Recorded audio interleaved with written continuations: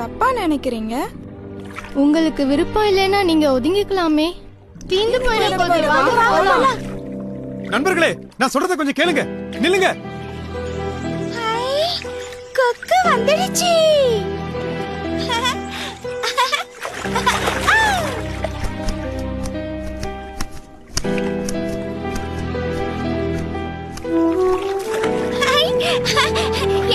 எனக்கு தான் முதல்ல அது.